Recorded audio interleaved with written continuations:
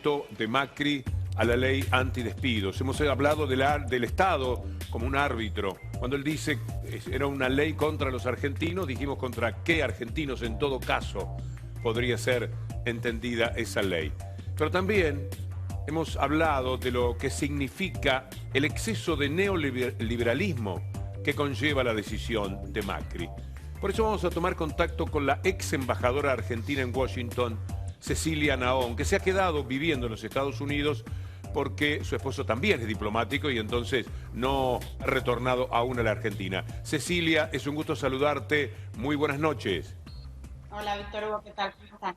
Bien. Cecilia, hay algunas cifras que hablan de lo que es el neoliberalismo cuando se avanza en las sociedades en esa manera de proceder en el ámbito político y económico. ¿Podrías darnos algunos ejemplos? Sí, cómo no. Mira, a diferencia de lo que ha pasado en Argentina y en Brasil durante la última década, donde hubo un aumento muy importante de la clase media, hay estudios recientes muy actualizados que muestran que en el caso de Estados Unidos tenemos una tendencia de ya casi 40 años a la reducción de la clase media. Tomemos el dato, por ejemplo, de 1971. En ese año, en Estados Unidos, el 61% de la población adulta participaba de la clase media y concentraba el 62% del ingreso nacional. Hoy, 4 décadas después, ese número bajó al 50%. Esto quiere decir que ya hoy en Estados Unidos la clase media no es la mayoría. Esto se enmarca en un proceso de concentración y de segmentación muy fuerte del ingreso y de la riqueza. Y este 50% de la población explica el 43% del ingreso de este país. Es una tendencia de largo plazo, pero sin duda la forma y la reacción que tuvo lugar en Estados Unidos con la crisis financiera internacional en 2007 y 2008, crisis que aún no ha sido totalmente superada, generó además en esta tendencia una profundización, una agudización muy severa de la desigualdad y de esta caída de la clase ¿El mapa media. cómo tenemos que leerlo, Cecilia, si nos podés explicar?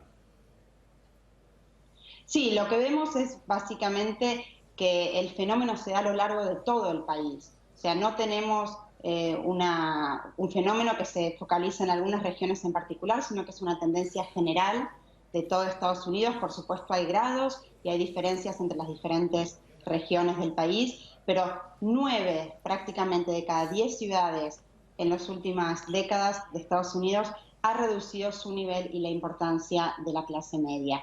Y esto, por supuesto, explica también, creo yo, gran parte del surgimiento de candidatos como Donald Trump, que hoy por hoy se basan en gran parte en este resentimiento, en esta bronca, en este enojo que hay en muchos sectores de la sociedad vinculados con la pérdida de ingresos, porque no solo han perdido importancia, sino que además hay una pérdida sostenida de su nivel de ingresos, de su participación en la generación de riqueza en el país. No solamente hay que hablar de una clase media que era en los años 70, 80, un 61% y que ahora bajó al 50%, sino de cómo ha crecido el poder de los ricos respecto a los pobres, es decir, la diferencia es espantosa. Efectivamente, si miramos ya no el ingreso, sino la riqueza, o sea, cómo se distribuye el stock de riqueza dentro de la población, lo que muestra también este estudio, que es un estudio que lleva adelante el Centro de Estudios Pew, que es un centro de investigación con estadísticas muy sólidas aquí en Estados Unidos, básicamente lo que muestra es que si en 1983, como vemos, la clase alta tenía en ese momento 28 veces más riqueza que la clase baja, lo que ya es un escándalo, ¿no? Y además tenía en ese entonces 3 veces más riqueza que la clase media. Pero hoy, después de un proceso muy largo además de desindustrialización, de mucha pérdida de empleo industrial, no podemos discutirlo ahora, pero hay una tendencia muy fuerte a la pérdida del empleo industrial y esto está por detrás del aumento de la desigualdad también. Lo que vemos hoy es que la clase alta en Estados Unidos tiene 70 veces más riqueza que la clase baja y 7 veces más riqueza que la clase media. Con lo cual tenemos segmentación, profundización de la desigualdad, y hoy Estados Unidos es además uno de los países más desiguales del mundo comparado con Europa, por ejemplo. Tiene altísimos niveles de desigualdad, tendencia que además opera a nivel internacional y que nosotros en Argentina sin duda tenemos que evitar volver a caer en este mal del pasado que fue revertido en la década última y que hoy sin duda está siendo amenazado, por ejemplo, con vetos como los que estuvimos discutiendo hace un rato. Lo que nos dice Cecilia Naón, Iván, es que los ricos, que son muchos menos, tienen 70 veces más que los pobres, que son muchísimos. Exactamente, exactamente. Cecilia, ¿qué tal? Buenas tardes. Haciendo un link con lo que decías anteriormente sobre Trump y una pregunta un poco provocadora también para ver qué está pasando. ¿Hay chances de, y aprovechándote también por las elecciones del 8 de noviembre en Estados Unidos, que si gana Hillary Clinton, la interna demócrata, Donald Trump se imponga y haya un presidente de esa naturaleza en Estados Unidos? Porque estaba viendo algunas encuestas que iban en ese sentido. Y en ese caso, ¿no sería para Latinoamérica, tomando lo que dijo Rafael Correa, incluso mejor un Donald Trump que una Hillary Clinton?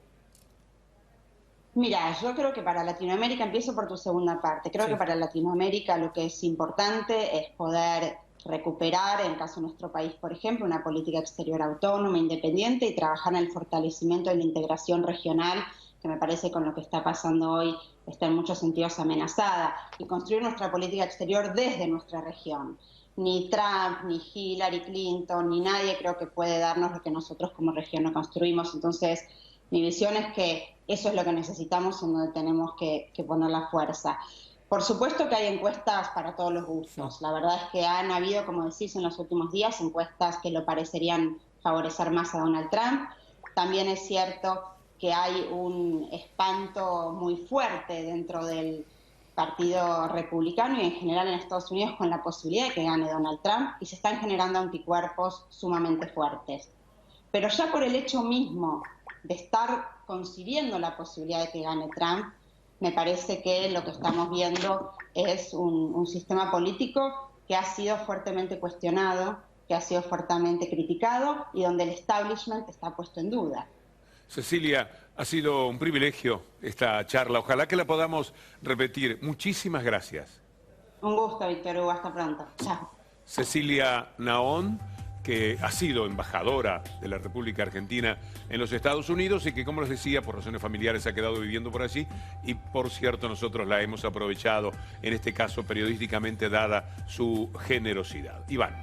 Víctor Hugo, voy a citar al colega Pablo Fernández Blanco de Negocios, que cuenta novedades respecto al gas, algunas medidas o a los tarifazos en general que el gobierno implementó para alivianar lo que fue el tarifazo. Uno puede suponer que insuficientes, pero en el sentido en el que deberían ir. En el caso de la electricidad, el bloque alcanzado por la tarifa social pasa de los 150 kilowatts, ¿te acordás que era el comienzo de la llamada tarifa social, que era realmente irrisorio el consumo, al doble, a 300, que sigue siendo muy poco, pero pasa a ser el doble en las provincias llamadas